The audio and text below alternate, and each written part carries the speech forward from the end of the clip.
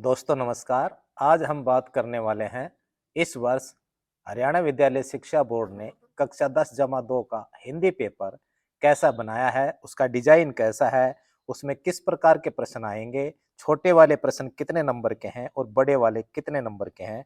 तो आइए देखते हैं कि पेपर का डिजाइन क्या रहेगा। हरियाणा विद्यालय शिक्षा बोर्ड भिवानी परीक्षा 2024-25 कक्षा 12वीं विषय हिंदी कोड 502 निर्धारित समय 3 घंटे पूर्णांक 80 है। इस प्रश्न पत्र में दो खंड हैं, खंड ए और खंड ब। खंड ए में बहुविकल्पी प्रश्न आएंगे, खंड ब में वर्णात्मक प्रश्न है। खंड ए में कुल 6 प्रश्नों के 30 बहुविकल्पी प्रश्न पूछे गए हैं। खंड ब में 9 प्रश्नों के उत्तर लिखने होंगे, जिनके अंकों एवं प्रकार के बारे में विवरण विस्तार से बताया जाएगा। आइए शुरू करते हैं बोर्ड द्वारा तैयार किए गए हिंदी के एक प्रश्न पत्र के माध्यम से कि आपके प्रश्न पत्र का डिजाइन कैसा रहेगा, किस प्रश्न के अंक कैसे होंगे और आपने प्रश्नों के उत्तर कैसे देने हैं। खंड ए में आपके लिए जो पहला प्रश्न है वो है अपठित गद्यांश। इस गद्यांश को ध्यान से पढ़ना है और इस गद्यांश के आधार पर ही आपको बहुविकल्पी प्रश्नों के उत्तर देने हैं।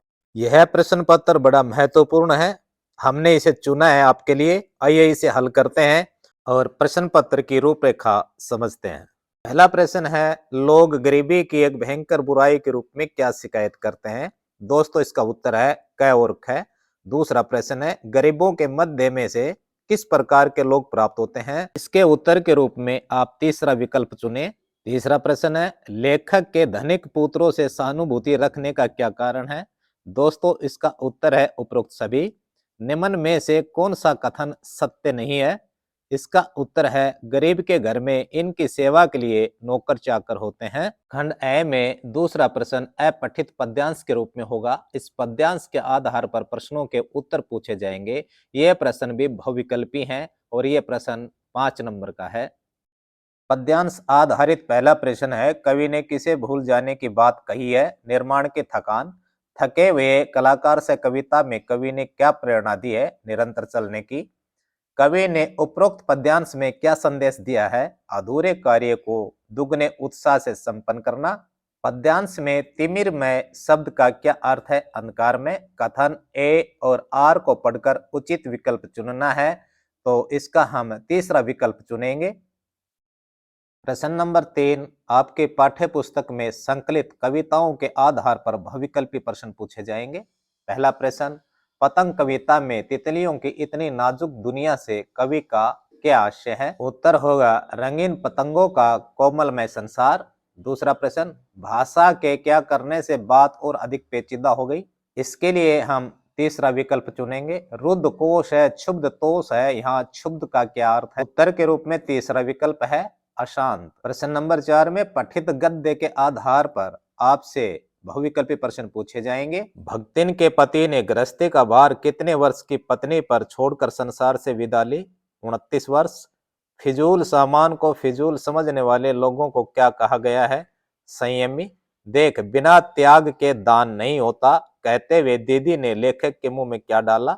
मठरी। चौथा प्रश्न ऐसा है, एक कवि ब्रह्मा थे, दूसरे वाल्मीकि, तीसरे व्यास, यह गर्वपूर्वक किसने कहा था। उत्तर है विजिका देवी।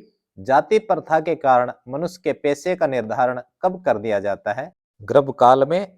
पांचवा प्रश्न अभिव्यक्ति एवं माध्यम पर आधारित बहुविकल्पीय प्रश्नों का होगा। पहला प्रश्न, सामान्य खबरों से अलग किसी घटनाओं, मुद्दों, समस्याओं का बारीकी से विश्लेषण कर पाठक तक पहुंचाना पत्रिका कहलाती है। विशेषीकृत रिपोर्टिंग। इंटरनेट पर 1 सेकंड में कितने शब्द भेजे जा सकते हैं। 17,000। टेलीविजन किस प्रकार का माध्यम है। श्रव्य और दृश्य। किसी समाचार संगठन में निश्चित मानदेय पर काम करने वाले को पत्रकार कहते हैं। कौन सा पत्रकार। अंशकालिक। स्तंभ लेखन के संबंध में निम्न में से कौन सा कथन असत्य है। इसमें कथन तीसरा असत्य है कि संपादक द्वारा दिए गए विषय पर लेखक को स्तंभ लिखना पड़ता है। प्रश्न नंबर 6, व्याकरण पर आधारित निम्नलिखित बहुविकल्पीय प्रश्नों के उत्तर दीजिए। निम्न में से गुण संधि का सही उदाहरण है। इसका उत्तर है महर्षि।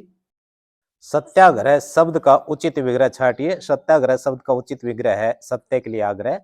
पुस्तकालय शब्द में कौन सा समास है? संप्रदान तत्पुरुष समास। मैंने यह कुर्सी 100 रुपए में खरीदी, इस वाक्य में दोष है परसरक संबंधी। ये 4 वाक्य दिए हुए हैं, इनमें से कोई एक शुद्ध वाक्य है, तो शुद्ध वाक्य बनेगा बच्चे को फल काटकर खिलाओ।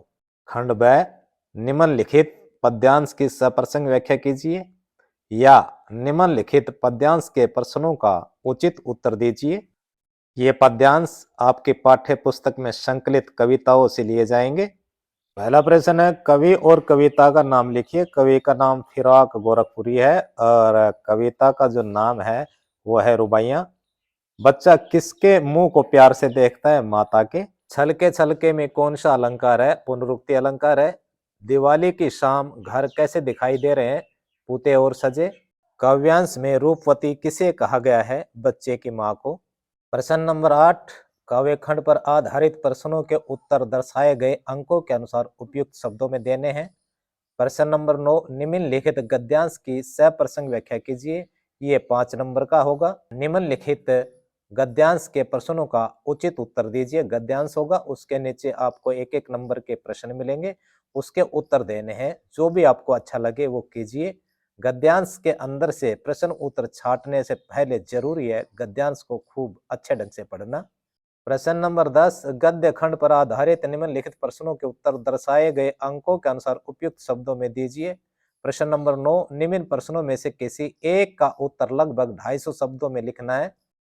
विषय इस प्रकार हो सकते हैं जैसे कि मतदान का महत्व, अप्रत्याशित विषय पर एक रचनात्मक लेख, कहानी को नाट्य रूपांतरण करते समय किन किन बातों का ध्यान रखना आवश्यक है। प्रश्न नंबर 12, निम्नलिखित 2 प्रश्नों के उत्तर दर्शाए गए अंकों के अनुसार उपयुक्त शब्दों में दीजिए। ये 5 नंबर के होंगे, एक प्रश्न 3 का, दूसरा 2 का। नितान भाग 2 पर आधारित निम्नलिखित प्रश्नों के उत्तर दर्शाए गए अंकों के अनुसार उपयुक्त शब्दों में दीजिए। ये कुल 7 अंकों के प्रश्न है, 3, 2, 2। प्रश्न नंबर 14, व्याकरण आधारित निम्नलिखित प्रश्नों के उत्तर दर्शाए गए अंकों के अनुसार उपयुक्त शब्दों में देने हैं। ये 5 नंबर का होगा कुल।